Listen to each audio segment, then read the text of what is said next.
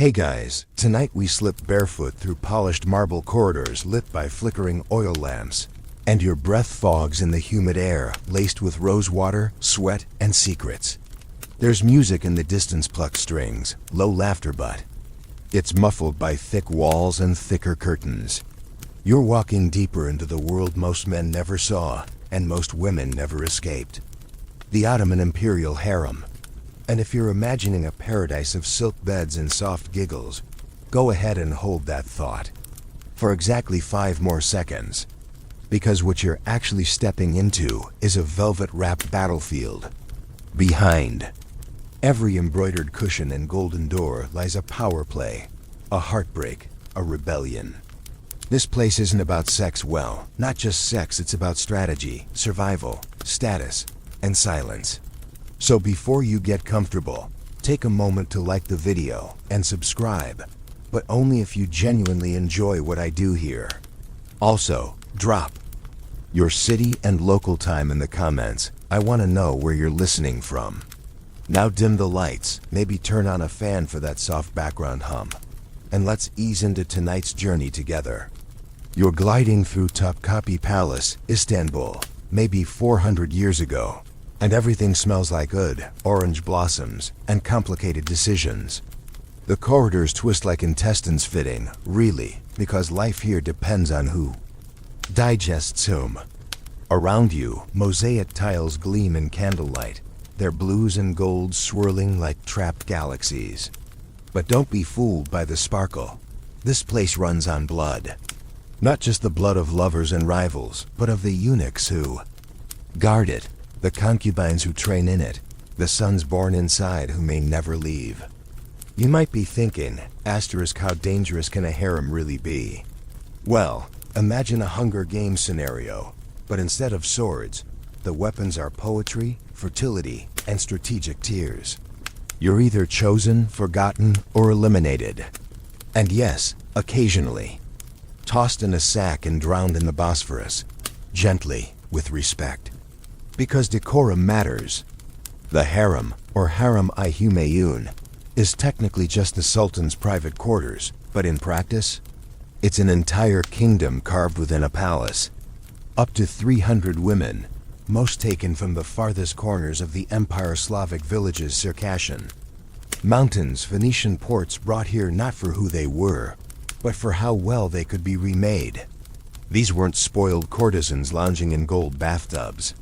They were commodities, reshaped into living art, trained to dance, sing, discuss. Plato if necessary, and always to obey. Not all would ever see the Sultan. Some would rot in silence, others might die in childbirth. But a few, just a few, would become power brokers more dangerous than any general, and standing between them and the rest of the world. Eunuchs, men turned into not men, usually of African origin, usually enslaved young, and well, let's just say their surgeries were aggressive. These eunuchs ran the entire operation. Managed rivalries, watched alliances bloom and rot, relayed whispered messages from lips to ears like living telegrams. They weren't merely guards. They were gatekeepers, spies, puppeteers. Think of them as the HR department and the secret police rolled into one, wearing silk. And outside, just beyond these sacred walls, men waited. Servants, janissaries, poets, advisors, all buzzing with theories. Who got chosen last night?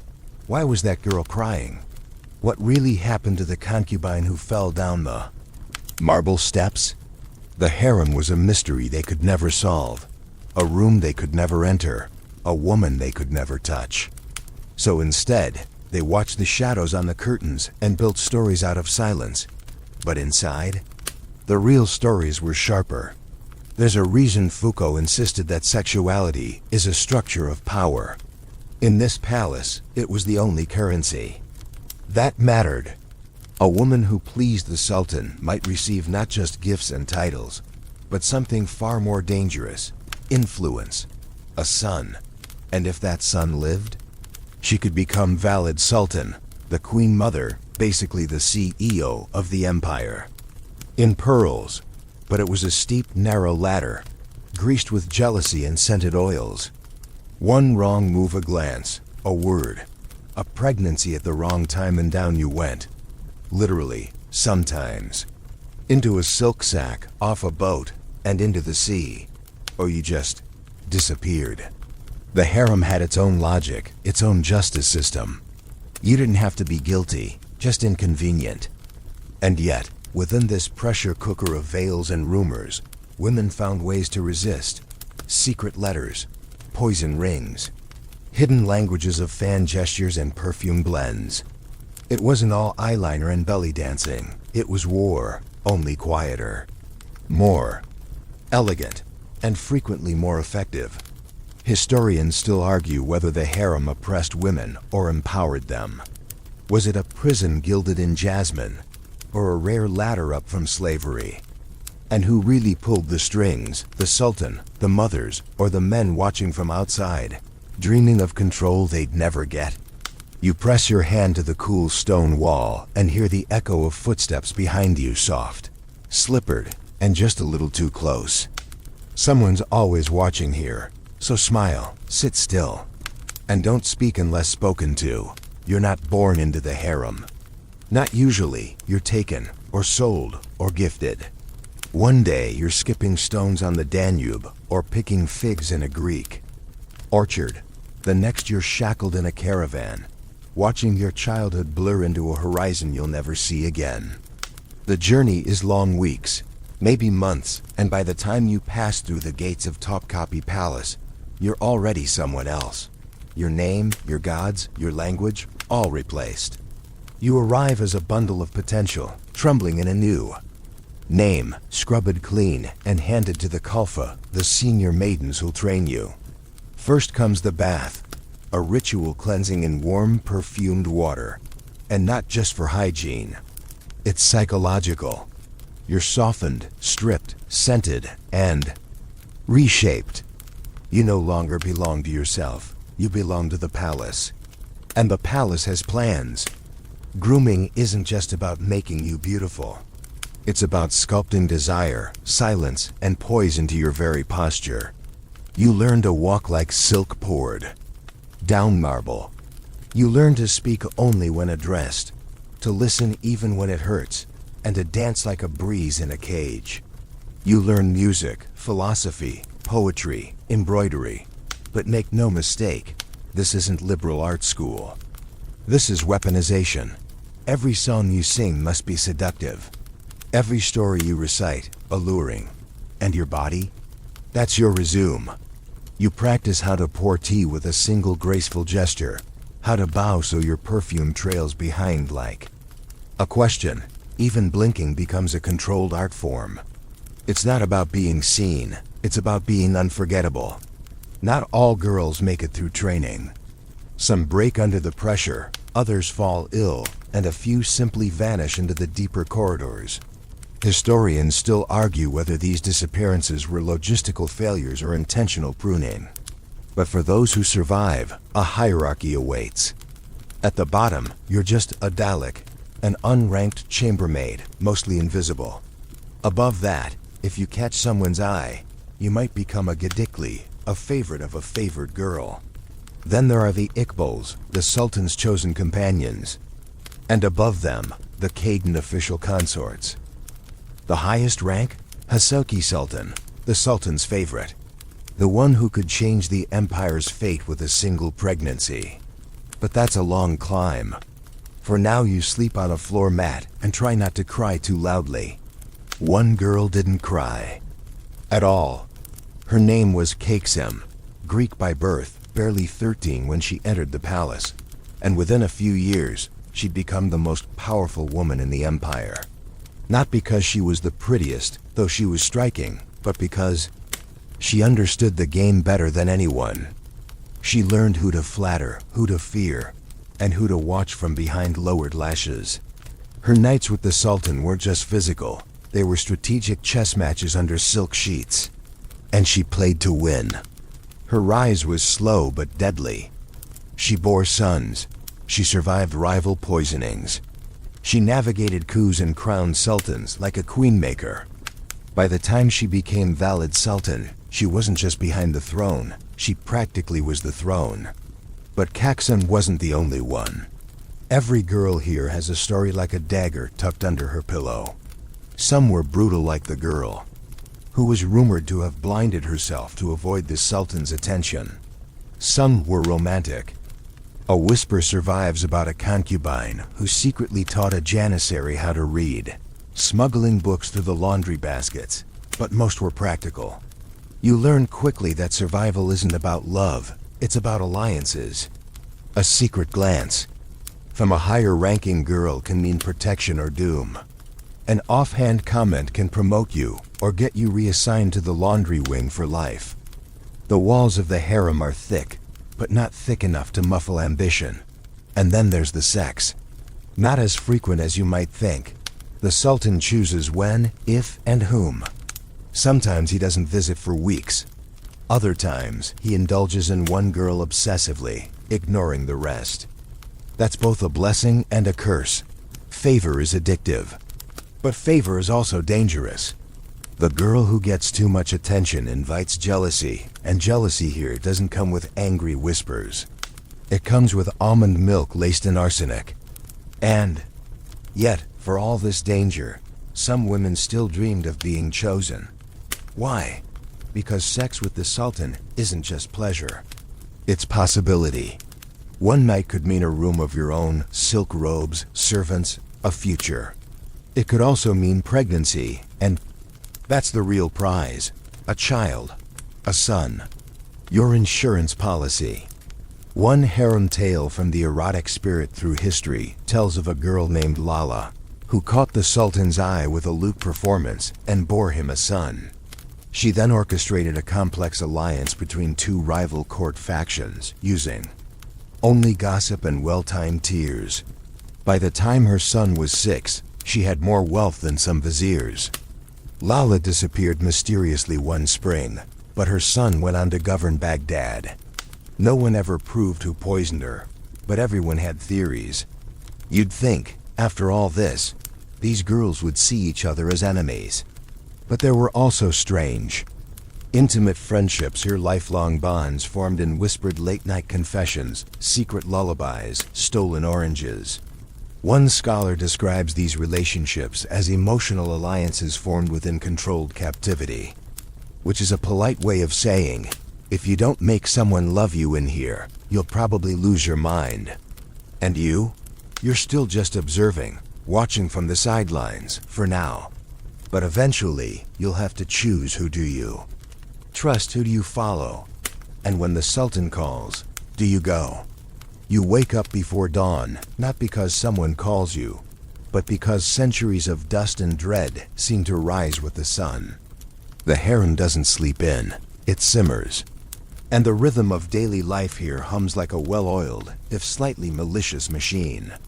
You stretch under your embroidered blanket, the pattern stitched not just with silk but with longing, gossip, and probably a little passive aggression.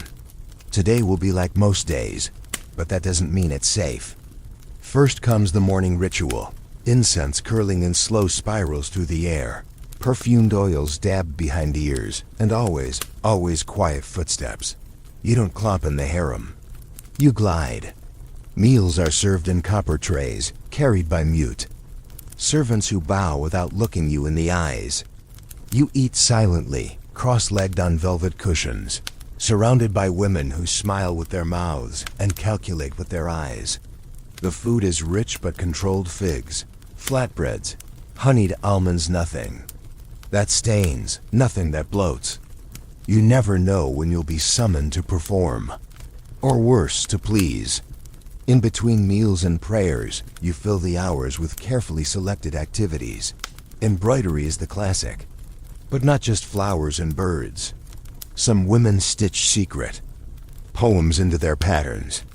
Others use thread to craft private jokes, political commentary, or even threats if you know how to read them.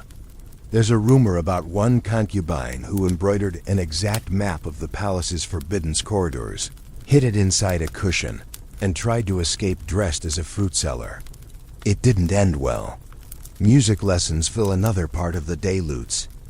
Flutes, hand drums, and melancholy songs in 3 languages. Sometimes you sing for no one. Sometimes you sing for the older women, hoping to be noticed. And sometimes you sing just to keep from crying. Poetry is a favorite pastime. Not just reading it, writing it. Women here sharpen their wits like knives. You learn to speak in metaphor, to hide feelings in couplets. It's how you flirt, how you insult, how you remember who you were before your name was changed. And then there's chess. Oh yes. The game of kings is beloved in the palace, and the women here play it with unnerving skill. Not because they're bored, but because it's practice. The rules are simple, the outcomes deadly. Every move you make on that tiny board echoes the larger game you're living. You learn to sacrifice pawns, to fake weakness, to corner your enemies with a smile. Historians still argue whether this daily monotony was designed to pacify the women or prepare them. Was it enforced idleness or elite grooming? Either way, the result is the same. You become an expert in disguise. You can cry without showing it, hate without blinking, lie without guilt. One quirky record mentions a woman named Zuliha who taught a parrot to insult her rival using coded phrases. The bird was eventually confiscated by the eunuchs, but not before it caused a diplomatic incident during a foreign ambassador's visit. And you wonder why pets aren't allowed in here. But don't think it's all gloom. There are moments of joy, too. Girls sneak sweets under their robes. They braid each other's hair while humming old lullabies. They dream of freedom, of love, of a moment under the stars that doesn't end with someone being watched. Because you're always watched. Even now, you can feel the gaze of the chief. Eunuch, a man whose face never betrays emotion, whose footsteps never echo, and who knows everything. He moves through the harem like smoke, gathering information, observing shifts in tone, behavior, power. He's your administrator, your warden, and if you're lucky, your protector. Or your downfall, depends on the day. Once, a concubine tried to bribe him with a jeweled comb to whisper her name in the Sultan's ear. He accepted the gift with a bow. She never saw the Sultan. A week later, she was reassigned to the laundry wing, where she spent the rest of her days scrubbing the clothes of the woman who did make it into the royal bed. Lesson learned. Bribery works best when you know what the eunuch actually wants. The older women in the harem, those who've survived the games and earned some comfort, watch all of this with quiet detachment. They sit like queens in waiting, sipping sherbet and making casual remarks that are secretly evaluations. Their approval can raise you. Their disdain can bury you. One smile from an old Caden can win you a better room. One raised eyebrow, and suddenly your meals are cold. This isn't just social hierarchy. It's a performance. You live in a palace of mirrors, each one warped slightly differently. You're always reflecting something: desire, obedience, cunning. But the trick is not losing sight of what's real. And at the center of it all, like the eye of a storm, is the Sultan. Whether he appears once a month or once a year, he is the axis of your reality. His whims shape your chances. His boredom, your exile. His affection, your rise. Or so you think. Because the truth is, the Sultan is only part of the story. The real power lies somewhere else. Just wait, you'll see. You feel it before you see it. A tightening of air, a sudden hush in the corridors, silk slippers scurrying like mice. The palace doesn't ring bells or bang drums when the Sultan selects a companion for the night, but the shift in atmosphere is unmistakable. You're mid-conversation, perhaps, or threading a needle when the silence slinks in, and someone simply disappears, chosen. And the rest of you? You pretend not to care. But every glance, every heartbeat, pulses with one question. Asterisk, why her? Because here's the thing, sex with the Sultan isn't just about lust. It's about power, status, survival. And the women of the harem? They know this better than anyone. Tonight, it's Nurbanu. The room buzzes with it. She's been preparing. For weeks, subtle shifts in posture, smarter compliments, honeyed rumors. Tonight, she wins. She's bathed in rose oil, wrapped in gauze-thin robes, her wrists dusted with powdered ambergris. 2 eunuchs escort her through the corridors like a treasure being moved, and every step she takes echoes back at you, not in sound, in implication. Her body is no longer her own, but if she plays this right, her future might be. The Sultan's private chamber is candlelit and perfumed like a dream soaked in cinnamon. But this isn't a fairy tale. It's a transaction with soft edges. She bows. She speaks only when spoken to. She smiles carefully. What happens next will either elevate her beyond reach or erase her. And she knows it. They all know it. That's why the harem girls rehearse. Literally. Some nights they lie in their rooms practicing seduction lines, testing smiles in bronze mirrors, adjusting the way they pour wine. There are no auditions here, but you prepare as if your life depends on your next performance, because it might. The bed becomes the most political space in the empire. A kiss isn't just a kiss, it's a bid for security. A moan isn't just pleasure, it's strategy. You don't fake love. You craft it like calligraphy. And when the Sultan sleeps, you stay alert. One historian described it as soft warfare. And like any war, it leaves scars. But not all stories end in victory or tragedy. Some turn strange.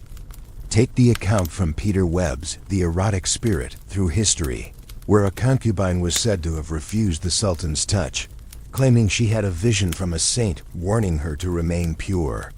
Instead of punishing her, the Sultan promoted her to a spiritual advisor. Did she mean it? Or was it a masterful act of self-preservation wrapped in holy mystery? Historians still argue. And somewhere in the harem, another girl starts praying to the same saint, just in case. But let's not pretend the Sultan always chose wisely. Sometimes he picked based on rumors. Sometimes out of spite. Occasionally, a concubine would poison her rival's perfume bottle to clear her path to his bed. The irony? It didn't always work. There's a chilling story of one girl who tried too hard. She faked fainting in the courtyard, hoping to be noticed. She was noticed by the wrong eunuch, who suspected manipulation. Days later, she was sent to the old palace, a quiet exile. No warning, just gone. That's the rule here. Don't try too hard, but don't try too little. Float in between, like a cloud that might rain or might vanish. And then there are the sleeper queens, women who have only one night with the Sultan, but leave him so haunted, so enchanted, that he never forgets. These women often disappear for a while, then return, pregnant. Now everything changes. A child is leverage. A son? That's insurance. A future valid Sultan. You've heard the whispers. One woman once staged her own suicide after a night with the Sultan, just to make him dream of her forever. She survived, barely, but he remembered. Months later, she was summoned again, pregnant within the week. That child ruled Damascus for 20 years. Emotional manipulation isn't a side effect of this system, it's the system itself. And yet, amidst this brutal theater, there's tenderness too. Real affection. Sometimes the Sultan falls, deeply, obsessively, and when that happens, the chosen woman becomes untouchable. Draped in pearls, bathed daily, guarded like a relic. But also watched, because power breeds paranoia. Love in the palace is a candle in the wind, gorgeous, yes, but always flickering. You start to understand that every romance here has a deadline. Whether it ends with a crown or a cup of poison is mostly luck. Occasionally, you hear a soft sob from a room 2 doors down. Someone who was chosen, then discarded. A scent still lingers on her pillow, but the Sultan has moved on. That's when the sisterhood kicks in. A stolen sweet, a shared story, a kind word that doesn't ask for anything in return. because the girls know it could be them tomorrow. You lay your head down on a pillow stuffed with goose feathers and dreams. Somewhere above you, the Sultan sleeps, his arm draped over tonight's favorite. Somewhere below, another girl sharpens a hairpin, just in case. And you wonder whether love is ever real here. Whether the touch of power ruins everything it grazes, or whether, somehow, a few soft moments survive, hidden between the folds of silk and survival. You don't hear her footsteps, but you feel the temperature drop. The conversation around you falters, and every back straightens. The valid Sultan is approaching, mother of the Sultan, mistress of the harem, political juggernaut in brocade slippers. If the Sultan is the sun, she is the moon, the quieter pull that controls every tide. And unlike the girls who spend their days rehearsing glances, the valid doesn't need to try. Her power is old cold and earned one brutal decision at a key. Time, you bow. Everyone does. Not because she demands it, but because you're not suicidal. Her face is unreadable, powdered porcelain with eyes that have seen wars start with whispers. Behind her trails a line of attendants, their eyes low, their movements synchronized like a shadow ballet. The scent she carries is sharper than the other women-less flowers, more frankincense and strategy. You don't meet her gaze unless she permits it. When she passes, you exhale as if someone finally removed a hand from your throat. She wasn't always this way. Once, she was like you, a stranger in the harem, plucked from another life, dressed in silks too rich for her skin.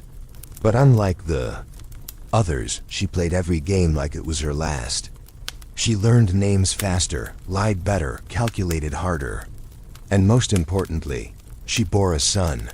Not just any son. This one survived. And when that boy became Sultan, her ascent was immediate. She moved from fearing exile to orchestrating appointments, from watching girls rise and fall to deciding their fate. The Valid's quarters are enormous, richer than any concubine's dream, with marble fountains that whisper constantly, as if reminding you they outlast everyone. Her room isn't soft. It's strategic. Pillows aligned in intimidating symmetry. Books in Arabic, Persian, and Greek. Gifts from ambassadors who hope she whisper kindly in the Sultan's ear. And she does whisper, but not kindly. She doesn't need to raise her voice to change the course of an empire. A simple comment over morning sherbet can remove a vizier, crush a rebellion, or destroy a rival consort. There's a rumor she once orchestrated a Janissary riot, just to distract from her own son's failing campaign in the East. And it worked. But she doesn't just rule through fear. She's also a provider. She ensures the harem runs like a machine. She manages the eunuchs, selects the tutors, signs off on repairs. If someone's food is poisoned, she knows. If someone sneaks out at night, she knows. If someone's belly is swelling with a pregnancy too early to declare, she definitely knows. One fringe tidbit from the archives says she had a personal code of perfume blends, each one a secret message. Sandalwood and rose meant summon me. Amber and clove meant dispose of someone. Jasmine alone? Forgiveness, maybe. You never know with Jasmine. The other girls both fear and admire her. Some even dream of becoming her, though that requires more than beauty. It requires a long game, nerves of iron, and the right child at the right time. And even then, there are no guarantees. Several women in history bore sons who never made it past their teens. Illness, assassinations, accidents involving toy swords or sudden drownings. Historians still argue whether the valid Sultan had a hand in these incidents to protect her position, or whether she simply outlived everyone by sheer force of will. Tonight she's hosting a tea. A dozen women, arranged like pearls in a necklace, each careful with their words. Compliments float like feathers. But beneath every smile is a calculation. How do I win her favor? How do I avoid her attention? One girl makes the mistake of mentioning a book she read that subtly critiques imperial mothers. The Valid doesn't flinch. She simply asks a follow-up question about the book's author, then compliments the girl's embroidery. Everyone else knows what that means. The girl will be reassigned by morning, possibly to kitchen duty, possibly to somewhere worse. The Valid's kindness is never kindness, it's a pause in the storm. You remember a story from Sex with Kings about a woman who rose through the ranks by befriending the current Valid only to poison her, slowly with saffron tea once her son was secure on the throne. Bold move. She was later strangled in her sleep by a eunuch, under orders from the new sultan, who didn't appreciate the ambition. Fair, honestly. You don't outmaneuver the Valid sultan and live to gloat about it. And yet, every generation, someone tries. Because the reward is unmatched. When you reach her level, men bow to you. Statesmen consult you. You travel with a retinue that rivals a minor king. You become the spider in the center of the web, quiet, poised, and utterly lethal. You may never see the battlefield, but you'll dictate its terms.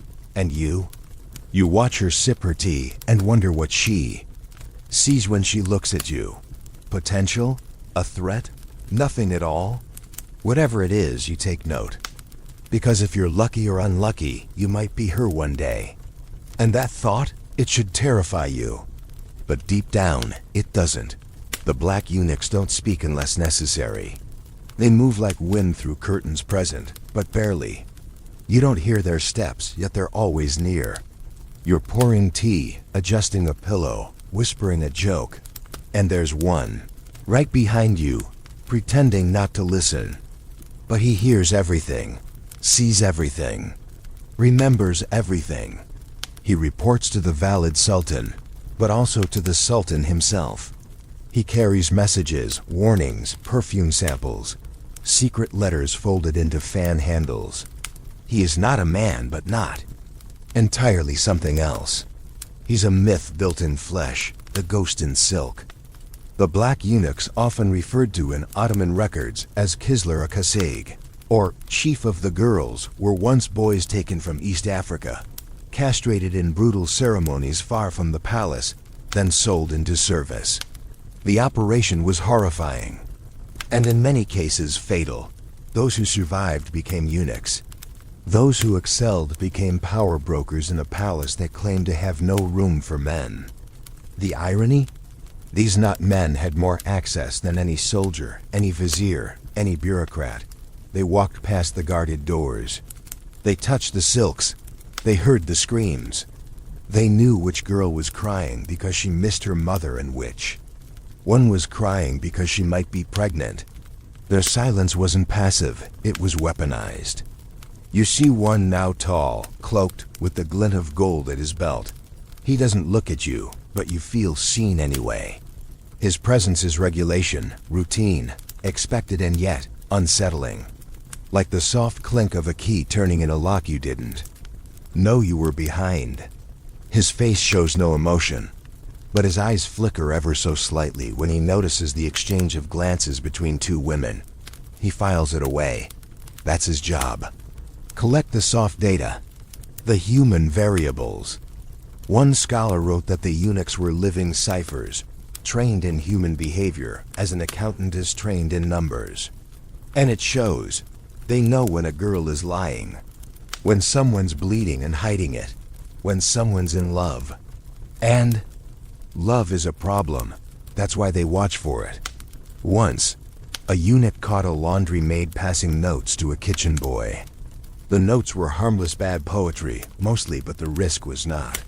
The girl was relocated. The boy disappeared. The eunuch? Promoted. This isn't cruelty. It's policy. And for the eunuchs, policy is survival. They didn't ask for this life, but now that they have it, they work the system like masters. The chief black eunuch, especially, holds immense power. He has the ear of the sultan and the respect of the Valid. He handles the appointments, the rituals, the discipline. And he knows exactly how dangerous his position is. One wrong move, and he's not just demoted, he's executed. So he stays careful, polished, impeccably dressed, unfailingly courteous, and entirely unreadable. There's a fringe tale of a eunuch who ran a secret poetry circle among the concubines, hiding coded critiques of imperial policy in the verses. He was caught not by words, but by a rival eunuch jealous of his influence. The punishment? Public disgrace, followed by exile to Mecca. For a eunuch, that's the equivalent of being shelved, forgotten. His name erased from records like a smudge wiped clean. But they weren't all obedient shadows. Some were cunning, ambitious. There's one story, half legend, half documented, about a eunuch who orchestrated the fall of a grand vizier. Why? Because the vizier dared to propose reforms that would shrink the harem's funding. Bad idea. The eunuch, using only whispers and misplaced letters, turned the valet against him. Within a week, the vizier was accused of treason. A week. After that, his head was in a basket. The eunuch promoted. Again, historians still debate whether this was true manipulation or convenient coincidence. But everyone agrees, you don't cross a man who has no heirs, no distractions, and no loyalties, just access. And yet, for all their control, the eunuchs were also prisoners. They lived within the harem, but never belonged to it. They watched, desire but never touched it. They managed power but never inherited it. One source describes them as silent prisoners of every secret they could never use. It's poetic and tragic and terrifying. And you keep your distance. You nod politely. You offer the right amount of deference, not too much, or they'll think you're scheming. Not too little, or they'll think you're disrespectful. You thank them when they deliver gifts. You never ask them questions. And you absolutely never try to bribe them. One girl did. Slipped a ruby ring into the folds of a eunuch's robe. 2 days later, she was reassigned to window cleaning duty in the outer wing. Her fingers bled for weeks. The eunuch said nothing. Just returned the ring to the valet with a note. Wrong approach. Say you observe. You learn. You memorize the patterns. Which eunuch always coughs before delivering bad news? Which one sighs when the sultan is angry? Which one lingers near the valet too long? Maybe for protection. Maybe for ambition. Maybe for reasons no one can guess. Because in the palace, every face is a mask, but the eunuchs? Their masks are fused. You'll never know what they're really thinking. And maybe that's the scariest part of all. You hear them before you see them, boots on gravel. The clang of swords mid-practice. A deep laugh followed by a half-hearted scolding. Outside the harem's walls, those thick, jasmine-scented barriers that keep your world wrapped in whispers. Men gather, soldiers, scribes, scholars, servants. The empire's other half, the half that waits. They walk freely under open sky, breathing the dust of horses, smelling of sweat and iron instead of rosewater and musk. And yet, they too are prisoners in their own way, because no matter how high their rank, no matter how close they stand to the sultan, they will never, never cross that threshold into the harem. Not without permission, not without purpose. And even then, they must lower their eyes. This is the great, unsaid irony of palace life. The most coveted women in the empire are just a few meters away, yet completely unreachable. That tension simmers. It hovers like steam off the marble in summer, especially among the janissaries. These elite soldiers, raised from childhood to serve the sultan with unquestioning loyalty, pace the barracks dreaming of battles won and women unseen. Some say they romanticize the harem out of boredom. Others say it's out of defiance, a fantasy of conquering what they're told they can't touch. Either way, the effect is the same. The harem becomes less a physical space and more a mythical one, a forbidden fruit orchard across the fence. There's a popular joke among the guards. The sultan gets the women, the vizier gets the money, and we get the gates. It's said with a grin, but the edge is real.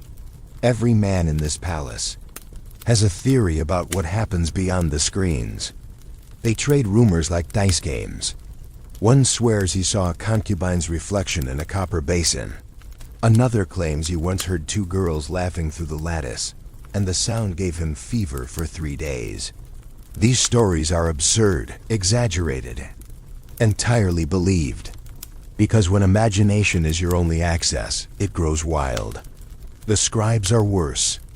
Poets in disguise, they pour longing into every verse, crafting odes to women they've never seen, sculpting fantasies from glimpses of silks drying in the breeze. One even wrote a treatise comparing the harem to paradise, the eunuchs to angels, and himself to an unworthy soul peeking through heaven's gate. It was confiscated. He was reassigned to bookkeeping. Yet the allure persists. Once, a janissary and a laundry maid fell in love, real love, the kind that ignores orders and risks everything. They met in secret in the shadow of the garden wall, exchanging letters hidden in folds of linen. It lasted 4 weeks. When they were caught, the girl was returned to the harem in silence. The janissary? Public whipping, then reassignment to a border outpost. They say he never recovered. Or maybe he just wrote better poetry afterward. Historians still argue whether these forbidden connections were rare anomalies or common but well hidden. What's certain is that the men who served outside the harem lived with a constant ache, a hunger not just for sex, but for understanding, for intimacy with the unknown. And the unknown, when dressed in silk and shrouded in mystery, becomes irresistible.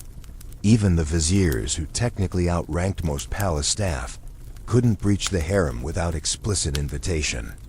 They walked the same marble halls, spoke directly to the sultan, and still couldn't see the women who shaped policies with a whisper.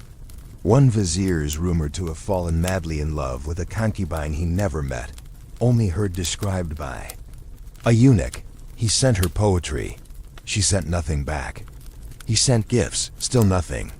Eventually, the valid sultan sent him a rosebud wrapped in silk.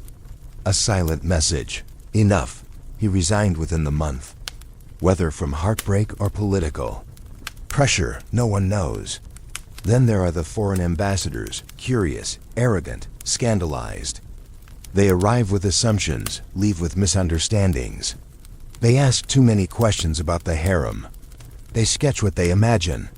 Their drawings circulate in Europe, fueling fantasies of veiled orgies and endless luxury.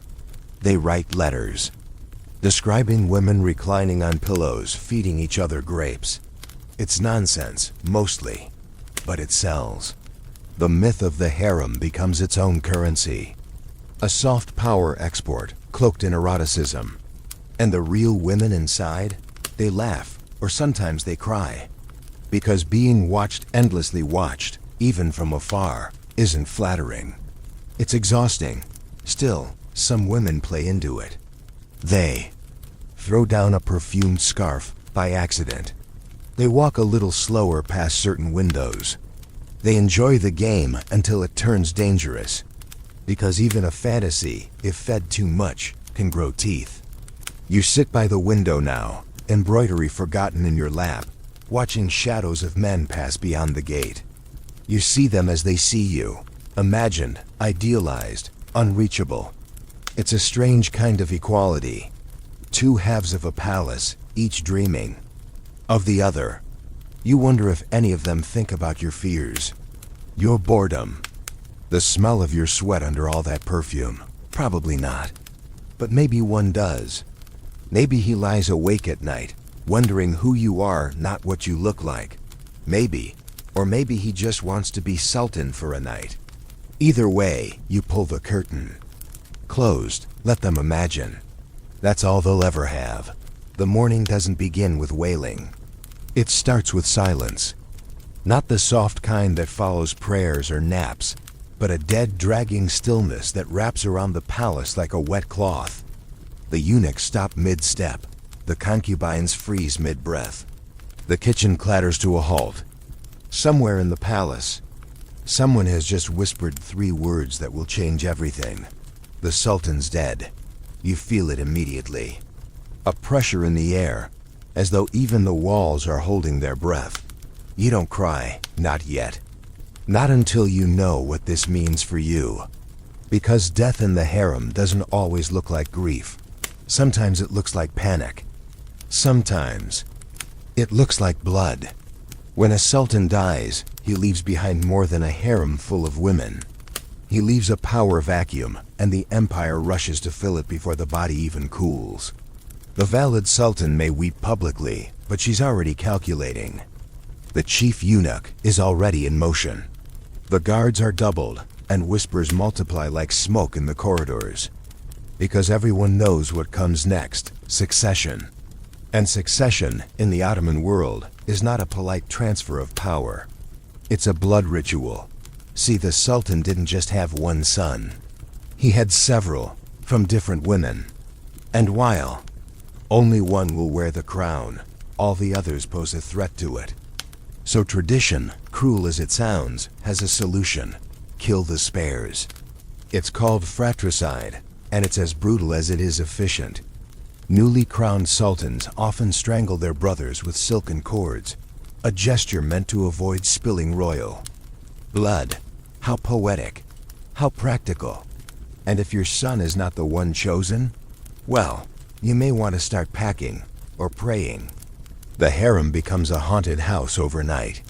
You can hear sobbing behind closed doors, laughter that sounds more like panic, and the quiet scuff of slippers trying not to be noticed. The concubines who bore sons suddenly become high-value targets or liabilities. Alliances shift in real time. That woman who ignored you yesterday is now offering you candied almonds. That old friend who shared her hair oil just moved her cushion farther from yours. You're not imagining it. You're on the edge of a knife. There's one documented case of a concubine named Ayla whose son was sixth in line. The night the sultan died, she faked a miscarriage, smeared blood across her robes, and claimed her son had died 2 weeks earlier. She hid him in a laundry basket until the dust settled. He grew up under a different name and eventually ruled Syria. Legend? Maybe, but smart women learn early. Survival is storytelling. And what about the women with no sons? They vanish. Shipped. Off to the old palace, a kind of royal retirement home where music still plays, but no one listens. You spend your days sipping watered sherbet, remembering glances that once meant something. Occasionally, one of these women is allowed to manage a charitable foundation or supervise young girls in training. But mostly, you're a ghost, decorated, forgotten. Then there are the political widows, those who shared the sultan's bed. Not for pleasure, but for influence. Their grief is rehearsed, but their strategy, immediate. You might see one suddenly start aligning with a particular vizier, or another sending secret messages to the Janissary corps. Everyone's playing the same game: relevance. Because once the sultan is dead, memory becomes currency. Asterisk, did he love you? Becomes more than a romantic question. It's a resume. And if you're the one who bore the new sultan, you don't sleep, not for days. Until the coronation is secure. Until your son walks out on that terrace as ruler, you are both priceless and in mortal danger. You could rise to valid sultan, or you could be suffocated in your bed while no one hears a sound. Historians still debate whether the harem women orchestrated these transitions or merely endured them. Some say they were passive vessels for power. Others say they engineered entire reigns from behind closed doors. The truth? Probably somewhere in between. But there's no debate about the fear. It lingers in the marble. It whispers in the drapes. You hear it now, don't you? That slight shift in the breeze through the hallway, like someone exhaling just a little too slowly. You know what comes next. The ceremony. The new sultan is announced. The mourning period begins officially. There are prayers, songs, gifts to the poor, but behind every ritual, a reckoning. The eunuchs deliver scrolls. The concubines adjust their posture. The corridors clear. Those who survive this shift will never walk the same way again. One strange tidbit says that during one succession crisis, the harem women held a secret vote to support one prince over another, slipping ballots, written in perfume, onto the chief eunuch's table. Did it work? No one knows. But the prince they backed became sultan. Coincidence? Maybe. Or maybe the harem casts longer shadows than anyone dares admit. And you keep your expression neutral. You clean your jewelry. You whisper to no one. Because in this moment, your value is either about to triple or vanish completely. The harem is mourning, but it's also watching, waiting, and calculating. Who among you is about to be reborn?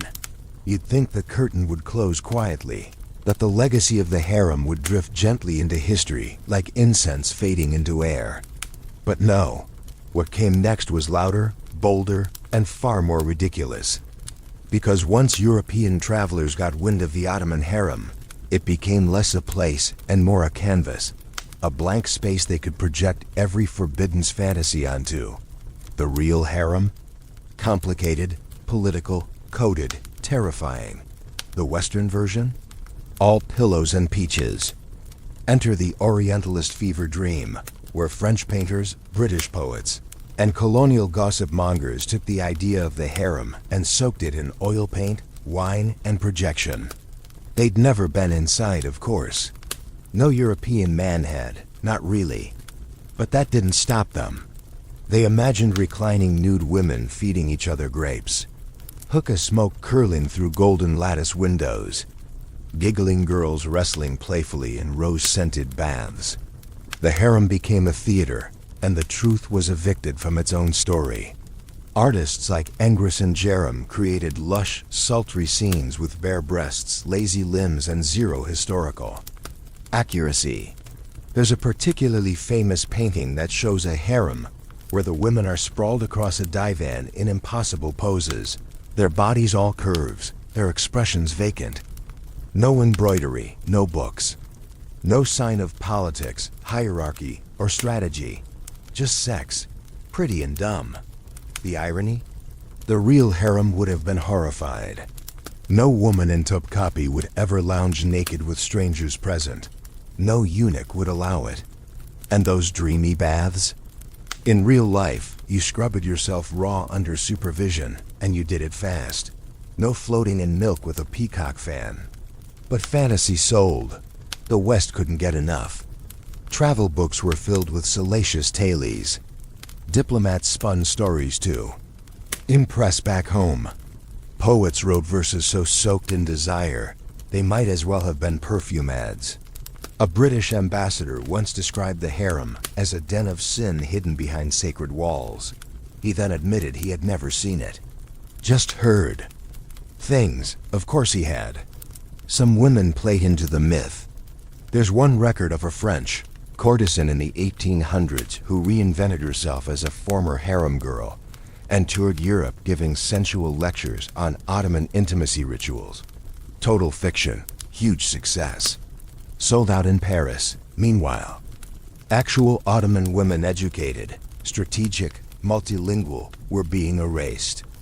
Their agency flattened under layers of gauzy Orientalist daydreams. Historians still argue whether these portrayals were malicious distortions or just colonial ignorance. Some say it was fetishization.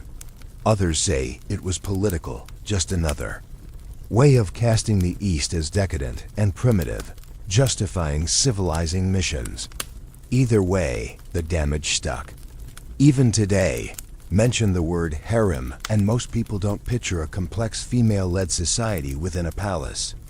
They picture veils, pillows, and sex. But reality, as always, was more interesting and more uncomfortable. Like the scandal involving Lady Mary Wortley Montagu, the wife of the British ambassador to the Ottoman Empire in the early 18th century. Unlike most Westerners, she did get access to a women's bathhouse in Istanbul. And what did she find? Not orgies. Not gold fountains. Just women laughing, gossiping, cleaning themselves, existing. She wrote letters describing the experience, admiring the elegance and freedom of Ottoman women's private spaces, her letters were largely dismissed by men back home. Too tame, not sexy enough. Where's the scandal? Where's the nudity? No thanks. But those bathhouse walls held stories no painter could capture. Secret pacts, coded messages in towel knots, alliances formed over shared soaps. These were not mindless concubines. They were diplomats in training, survivors, dreamers. And yet, in Western literature, they remained props, exotic backdrops for the male gaze. Even 20th century cinema got in on the act. Movies full of gyrating belly dancers and jealous seductresses vying for the attention of some mustachioed sultan. All spectacle, no substance. No chess matches, no poison rings, no poetry. Just hips and eyeliner. And so the myth endured. It still does. Scroll through modern media and you'll see it: music videos, fashion spreads, Instagram shoots all referencing harem chic, gold bangles, silk pants. Poses copied from paintings of fantasies based on lies. It's kitsch with a colonial aftertaste. And yet, there's something fascinating about how enduring the myth is. Maybe because the real harem is too complex, too morally murky. A place where power and powerlessness coexisted, where women were both prisoners and queens, victims and conspirators. That doesn't fit neatly into a 2-minute scene or a coffee table book. It requires thought, nuance, discomfort, and those don't trend as easily. But every once in a while, the truth leaks through. In dusty archives, in academic footnotes, in the memoir of a concubine who lived long enough to write her story down. You read it, eyes wide, realizing that none of this was simple. That behind the myth of the golden cage was a universe of intelligence, manipulation, love, rage, silence, and survival. And you realize something else. Maybe the myth persists not just because it flatters the viewer, but because the truth challenges them. And most people, they don't want to be challenged. They want a show. But you're not most people. You know better now. And once you've seen behind the curtain, no fantasy looks quite the same. You return to the courtyard where it all began. The marble is warm under your feet. The fountain murmurs with tired elegance, and somewhere, a breeze carries the scent of orange blossom still clinging to late summer. But the harem is quiet now. Not the tense, held breath kind of quiet. It's a different silence. One that hums with memory, not strategy. The women are gone. The veils folded. The power games concluded, their pieces scattered like old chessboards gathering dust. And yet, everything here still breathes. If you stand still long enough, you can hear the soft click of slippers in distant hallways, the hush of silk sliding over skin, a laugh that fades before you can name it. The Ottoman Empire has fallen. The Sultanate was abolished in 1922, and the Caliphate followed 2 years later. Topkapi Palace became a museum. The harem, once sealed tighter than a banker's vault, opened its doors to tourists. People came. In droves, cameras clicking, brochures flapping, sunburned necks craning to see where it all happened. But what were they really seeing? Empty rooms. Reconstructed tiles. A mannequin posed mid-curtsy, its silk robe a little too clean, its eyes a little too plastic. You can't display ambition behind glass. You can't curate fear. And yet, the stories linger. In the marble grooves worn down by centuries of pacing. In the gilded grates where eunuchs once listened for whispers. In the walls, always the walls soaked in secrets and prayers and plans. You wonder, where did the women go? After the fall, many were sent away quietly. Some married off to bureaucrats. Others faded into obscurity. A few wrote memoirs, careful, coded, elegant confessions. One former concubine, in a rare interview from the 1930s, said, "We were taught to be invisible, but I remember everything." Her name was never published. The world wasn't ready to hear her version. Even now, historians struggle to piece together what was real. Records are scarce, biased, often filtered through male scribes or colonial observers. So the truth must be reconstructed from fragments, letters, recipes, ceremonial records, embroidery patterns. Feminist scholars have taken up the challenge, peeling back layers of myth to reveal the agency within. Not every woman was oppressed. Not every woman was free. But every woman played the game in some way. Modern Turkey has a complicated relationship with this past. Some see the harem as a stained evidence of misogyny, control, a feudal relic better left buried. Others see it as a space of hidden strength, female governance in a world that gave women few tools to wield. Both views hold weight. And in pop culture, the harem never really left. It's repackaged, updated, sparkled up for streaming platforms. Historical dramas take liberties, of course turning concubines into action heroines, the sultan into a smoldering love interest, the palace into a runway. You laugh, but you also get it. There's something irresistible about the backdrop. The danger, the decadence, the drama. But behind every slow-motion veil toss and forbidden glance, there's a truth trying to crawl back into view. That real power doesn't always roar. Sometimes it whispers. Sometimes it waits. Sometimes it survives by knowing when not to be seen. You think of the girl who embroidered secret messages into her pillowcases. The eunuch who remembered every sigh but shared none. The valid sultan who moved armies with her silence. They didn't write laws. They didn't lead armies. But they left fingerprints on every decision the empire made. And now, centuries later, you stand where they once stood, staring at the same shadows, asking the same questions. Who had power? Who paid the price? And what do we miss when we simplify the story? There's no final twist, no last shocking revelation. Just layers, stories hidden within stories. And you, walking among them, piecing together the echoes. A soft wind stirs. The dust at your feet. Maybe it's just air. Maybe it's memory. Either way, you bow your head not in submission, but in respect, for the lives lived behind these walls, for the ones forgotten, and for the ones still waiting to be understood. Now, as the palace fades from gold to gray and the whispers return to stone, you feel the weight of time loosen its grip. The harem, once a maze of games and glances, drifts into stillness. You breathe slower. The past no longer presses at your ears. It rocks you, gently, like a lullaby wrapped in silk. Tonight, you've walked among queens without crowns, lovers, without choices, ghosts with perfect posture. You've seen the velvet threads that held up an empire, and sometimes strangled those who wove them. But you've also seen resilience, laughter, sisterhood, and strategy in the softest corners. Let that stay with you. Let it soften your gaze when you next hear the word harem. They weren't fantasies. They were women. Real ones.